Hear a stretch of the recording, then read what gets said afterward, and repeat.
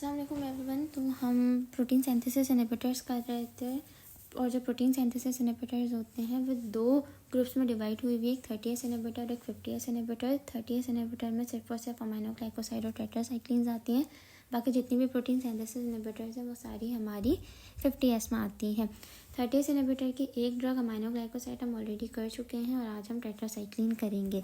तो टेट्रासाइक्लिन हमारी 30S synthesis inhibiting drug है और it is a bacteriostatic drug.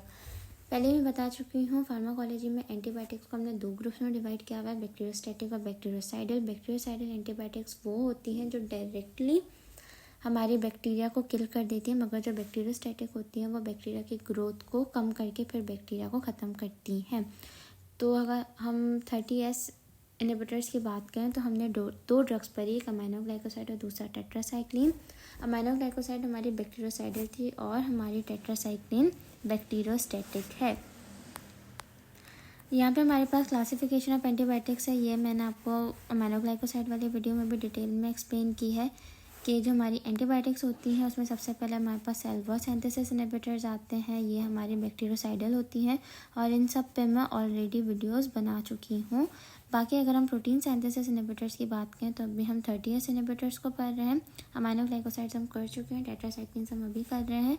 50S सब यूनिट में हमारे पास ये सारी ड्रग्स आती हैं, मैक्रोलाइड्स, क्लिंडामाइसिन वगैरह। ये हम इंशाल्लाह नेक्स्ट वीडियो में कवर करेंगे। और अगर हम न्यूक्लिक एसिड सिंथेसिस इनहिबिटर्स की बात करें तो इसमें हमारे पास folate synthesis inhibitors, DNA gyrase inhibitors और RNA पॉलीमरेज इनहिबिटर्स आते हैं। ये सारी ड्रग्स को हम 1 बाय 1 कवर करेंगे। कहने का मकसद ये कि ये डायग्राम आपकी ऑस्पी के लिए, वाइवा के लिए बहुत इंपॉर्टेंट है, बिकॉज वाइवा में अक्सर टीचर्स बोलते हैं कि आप हमें क्लासिफिकेशन ऑफ द ड्रग्स बताएं। तो जो क्लासिफिकेशन ऑफ द ड्रग्स होती है वो आपको अच्छे से आना बहुत ज़्यादा ज़रूरी है। अब ये वाली डायग्राम में भी कुछ भी नहीं है, बस सारी ड्रग्स की हमने समरी लिखी हुई है कि जो हमारी अमीनो ग्लाइकोसाइड्स है वो 30S इनहिबिटर होती है, बैक्टीरियोसाइडल होती है। इसी तरह टेट्रासाइक्लिन्स के बारे में बताया हुआ है कि हमारी 30S सब यूनिट को ब्लॉक करती है और बैक्टीरियोस्टैटिक है।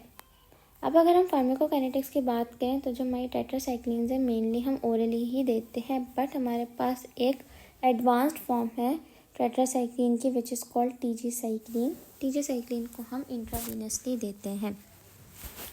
अगर हम ओरल एब्जॉर्प्शन की बात करें ना, अगर मैं किसी पेशेंट को ओरली टेट्रासाइक्लिन दे रही हूँ तो मैं उस पेशेंट की डाइट का ख्याल रखूँगी।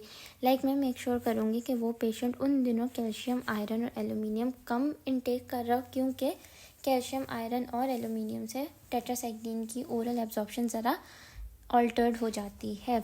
और ये वाला MCQ आपका बार बार पेपर में आता है। कहा जाता है कि एक पेशेंट है, उसको टेट्रासाइक्लिन दे रहे हैं तो आप कौन से माइक्रो न्यूट्रेंट को उसकी डाइट में कम करोगे, तो अक्सर आपसे कैल्शियम और आयरन का ही पूछा जाता है। अब आपके जो टेट्रासाइक्लिन्स होते हैं they can cross the placental barrier, that's why they are contraindicated in pregnancy, क्योंकि ऑब्वियसली हर ड्रग के साइड इफेक्ट है, टेट्रासाइक्लिन के भी साइड इफेक्ट है।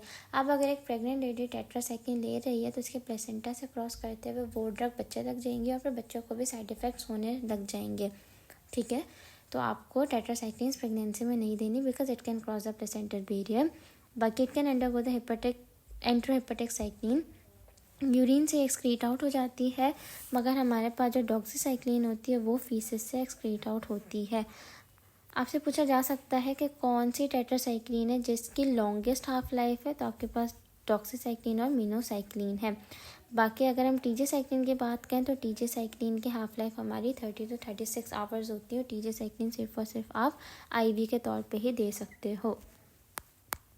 मैकेनिज्म ऑफ एक्शन की बात करें तो हमने पहले ही बताया कि हमारे 30S राइबोसोमल सब यूनिट के साथ बाइंड होती है और फिर प्रोटीन सिंथेसिस को इनहिबिट कर देती है। रेजिस्टेंस की अगर हम बात करें तो ये होता है या तो हमारी 30S राइबोसोमल सब यूनिट के साथ ड्रग बाइंड ही नहीं कर पाए। अब ड्रग बाइंड ही नहीं करेगी तो आगे कैसा काम करेगी, तो ये जो बाइंडिंग मैकेनिज्म है वो अल्टर हो जाता है, तो रेजिस्टेंस आ जाती है। साथ ही साथ ईफ्लक्स पम्प आ जाते हैं। ईफ्लक्स पम्प क्या होता है कि आपका जो भी बैक्टीरिया जो इन्फेक्शन करा रहा है उसके खिलाफ आपने एंटीबायोटिक दी, टेट्रासाइक्लिन दी। टेट्रासाइक्लिन ऑब्वियसली बैक्टीरिया सेल के अंदर जाके ही तो काम करेगी ना, और अंदर जाके थोड़ी क्वांटिटी रहेगी फिर ही प्रोटीन सिंथेसिस को इनहिबिट करेगी।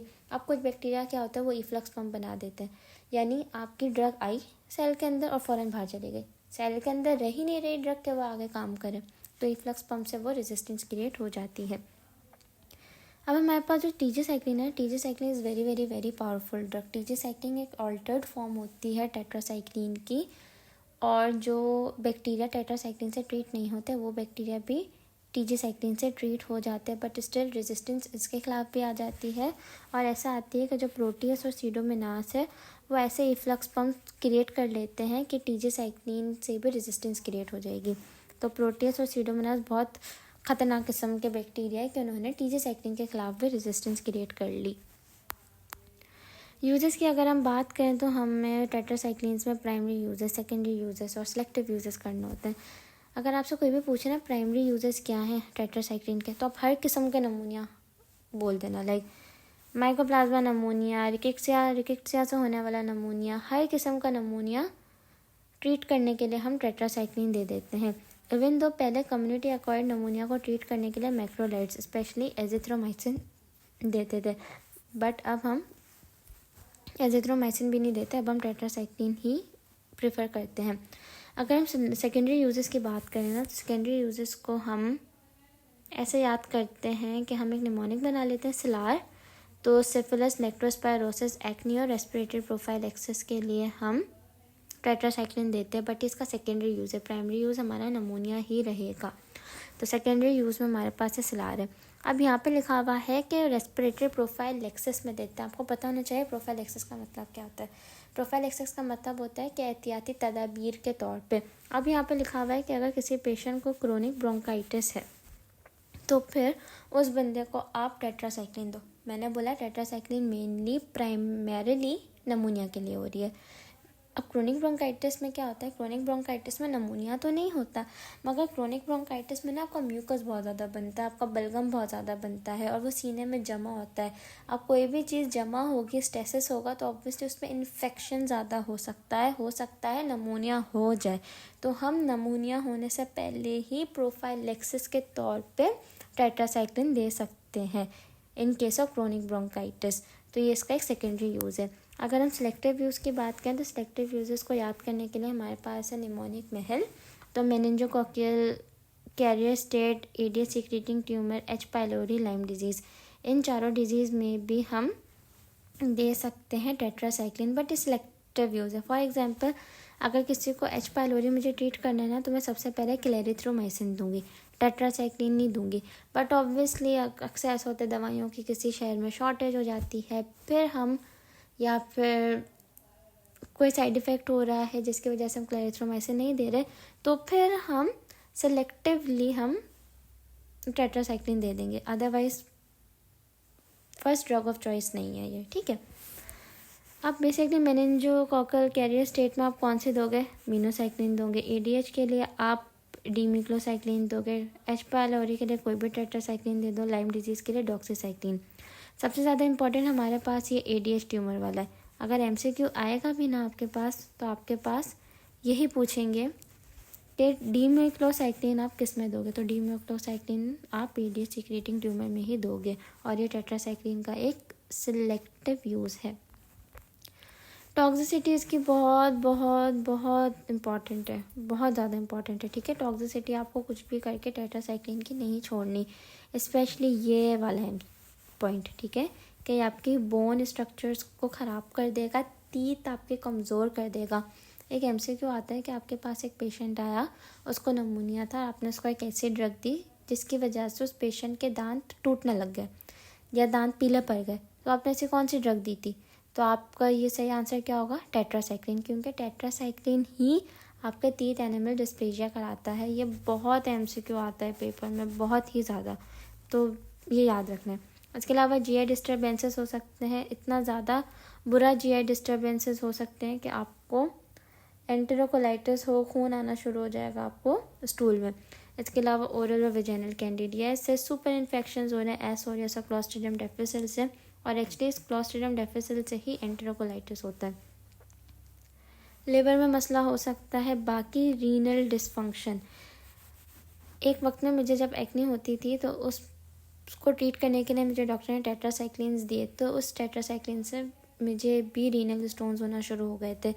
तो ये एक बहुत तो कॉमन साइड इफ़ेक्ट है, एक बोन्स का ख़राब हो जाना और किडनी का ख़राब हो जाना। तो टेट्रासाइक्लिन के लिए 2 तो MCQs आते ही आते हैं, एक हमारा किडनी का ख़राब हो जाना, दूसरा बोन्स का ख़राब हो जाना।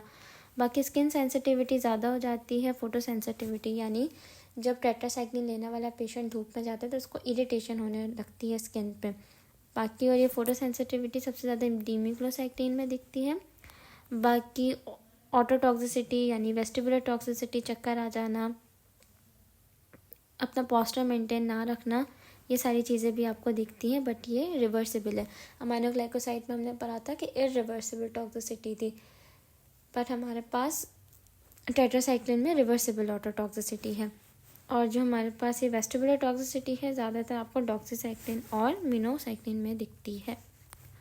कॉन्ट्राइंडिकेशन की बात करें तो it is contraindicated in pregnant ladies because it can cross the placental barrier. तो जब वो प्लेसेंटा से क्रॉस करते हुए बच्चे तक आएगा तो बच्चे में भी बोन डिफॉर्मिटीज़ होंगी और बच्चे में भी हिपेटोटॉक्सिसिटी होगी। हो सकता है कि अगर माँ में हिपेटोटॉक्सिसिटी है तो वो हिपेटोटॉक्सिसिटी ज़्यादा हो जाए, ठीक है। तो contraindications and side effects of tetracyclines are very very very important. किसी सूरत ये 2 चीज़ें नहीं छोड़नी है आपने। अगर हम अब टीजीसाइक्लिन की बात करें तो टीजीसाइक्लिन एक छोटी सी ड्रग है, ये बेसिकली मिनोसाइक्लिन का एक डेरिवेटिव है और ये रेजिस्टेंट स्ट्रेन्स ऑफ टेट्रासाइक्लिन में देते हैं। यानी कोई बीमार है, आपने उसको टेट्रासाइक्लिन दी बट टेट्रासाइक्लिन से काम नहीं हो रहा, तो फिर अब आप उसको टीजीसाइक्लिन दोगे तो टीजीसाइक्लिन रेजिस्टेंट स्ट्रेन्स ऑफ टेट्रासाइक्लिन को ट्रीट कर देगी। और वो कौन से ऑर्गेनिजम्स है जिनको ट्रीट कर रही है टीजीसाइक्लिन, तो वे हमारे मेथिसिन रेजिस्टेंट स्टेफ ओरियस और वेनकोमाइसिन रेजिस्टेंट एंटीरोकोका है। यहाँ पे हमारा टेट्रासाइक्लिन कंप्लीट होता है। होप आपको समझ आया। कुछ समझ ना आया तो you can ask me. 30S inhibitors में हमारे पास अमाइनोग्लाइकोसाइड और टेट्रासाइक्लिन्स थी, दोनों ही हमने कंप्लीट कर लिए। नेक्स्ट में हम 50S इनहिबिटर्स को पढ़ते हैं। Thank you.